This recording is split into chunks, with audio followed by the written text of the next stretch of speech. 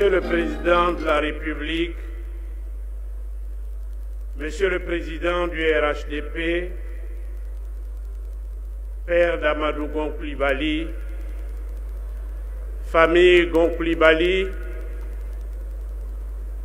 ma belle-sœur Assetou Gon Coulibaly, chers camarades, comment évoquer la mémoire d'un grand homme quand la douleur, l'incompréhension, le choc et le désarroi nous laissent sans mots et sans inspiration lorsque la parole vient à manquer et que les mots sont étouffés par la peine. Il y a quelque chose de plus fort que la mort. C'est la présence des absents dans la mémoire des vivants, a écrit Jean d'Ormesson. Les grands hommes comme Amadou Gon Coulibaly nous révèlent ce que nous voyons en eux. C'est à la fois le meilleur d'entre eux et le meilleur de nous-mêmes. La disparition du Premier ministre Amadou Gon Coulibaly, qui nous aimait autant que nous l'aimions, donne une évidence à ces paroles fortes. Depuis cette date fatidique du mercredi 8 juillet 2020, où il a été arraché à notre affection, bien trop tôt, bien trop vite, il est l'absent le plus présent. Depuis cette date, des souvenirs se bousculent dans notre mémoire que nous ne pourrons pas ici tous égrener.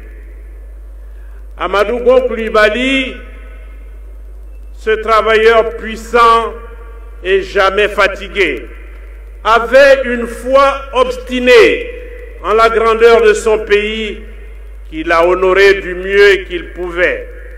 Il avait la grandeur et la simplicité des grandes âmes et la force du courage soutenu par la volonté inébranlable de servir des idéaux qu'il avait en partage avec le président Alassane Ouattara.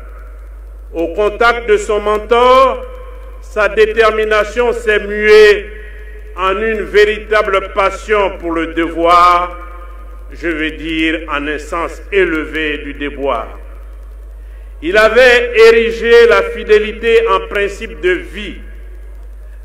La fidélité à Alassane Ouattara et à la première dame ici présente, Dominique Ouattara, qui vivent cette disparition comme un arrachement. La fidélité également à une certaine idée de la Côte d'Ivoire.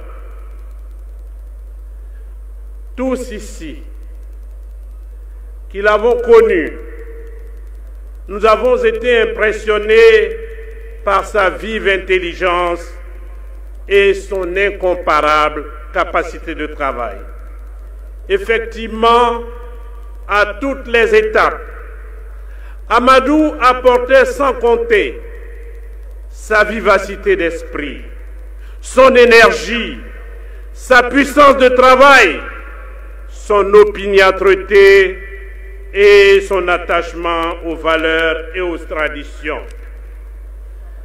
Dès notre première rencontre, il a pris l'habitude de me donner du COUS, abréviation de cousin, un statut qui a imprimé à nos relations un supplément d'âme et de solidarité.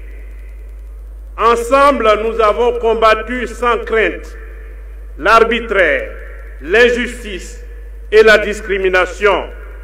Ensemble, nous avons défendu dans tous les cénacles, à l'Assemblée comme ailleurs, avec courage, les idées auxquelles nous croyons. Cet engagement politique sans faille nous a valu bien des déboires, des arrestations, la prison, les humiliations de toutes sortes. Fidèle d'entre les fidèles, comme vous l'avez dépeint, Monsieur le Président, Amadou Gon a donné la pleine mesure de ses remarquables capacités d'État à toutes les étapes de notre vie commune. Il était donc tout à fait naturel que votre choix se porte sur lui. Un choix judicieux, parce que Amadou Gon était incontestablement le meilleur d'entre nous. Dès lors, on comprend, Monsieur le Président et Madame la Première Dame, à votre attachement à Amadou Gon. Monsieur le Président, Amadou Gon vous ressemblait trait pour trait. C'était votre continuateur. Entre vous, il régnait une parfaite osmose, une complicité totale. Amadou Gon avait été formaté par vous pour présider aux destinées de notre beau pays. Amadou Gon dégageait une autorité naturelle qui n'étouffait personne. Homme de rigueur et de méthode, il a repensé les conseils de gouvernement pour leur impulser plus de rythme et d'efficacité. Sa connaissance intime du microcosme politique ivoirien, son sens des responsabilités, son esprit d'analyse et de synthèse, sa capacité d'écoute, sa discrétion, autant d'atouts qui, dans la gestion quotidienne de la chose publique et dans les discussions et négociations, lui permettaient d'opter pour les meilleures solutions. Son nom restera associé pour l'éternité à toute l'action de transformation économique et sociale que vous avez entreprise, Monsieur le Président de la République. En effet, Amadou Gon a su éveiller les esprits, influencer de multiples orientations, voire des choix de vie de tous ceux qui ont eu la chance et le bonheur de le côtoyer. Le fait d'avoir ouvert son cœur à Dieu a certainement renforcé cet admirable courage dont il a su faire montre dans les épreuves qu'il a traversées et endurées. Le Premier ministre Amadou Gon se tenait loin des intrigues. En revanche, il s'est investi entièrement dans la mission qui lui a été confiée par vous, Monsieur le Président de la République, c'est-à-dire préserver les acquis de la gouvernance que vous avez mis en place depuis 2011. L'illustre disparu avait cette part d'humanité que la politique dissout parfois. C'était un homme bon, attentif aux plus humbles, à l'image de son père, dont l'altruisme légendaire lui avait valu la distinction de l'homme de tout le monde.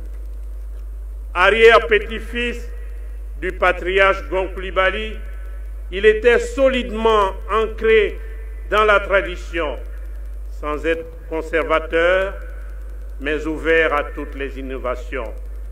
Amadou Gon appartenait à une histoire beaucoup plus grande que lui, mais dans laquelle il a su se mouler harmonieusement. Parmi les valeurs cardinales qu'il portait en viatique, il y a le don de soi et la force de supporter la douleur et la souffrance. Amadou Gon avait une conscience aiguë de la précarité de la vie, mieux de sa finitude.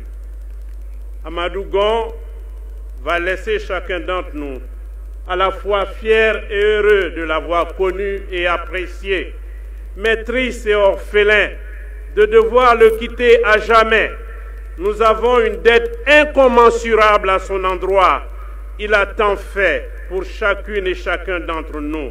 Nous qui sommes ici, ses frères, ses amis et camarades, nous avons l'obligation de contribuer avec intelligence et passion à entretenir le souvenir de ce grand disparu.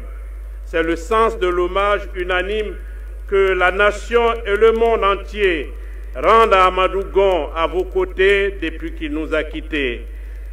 Ce n'est que justice. Au revoir, Kouz, puisse Allah, le Tout-Puissant, t'accueillir dans son paradis le plus élevé.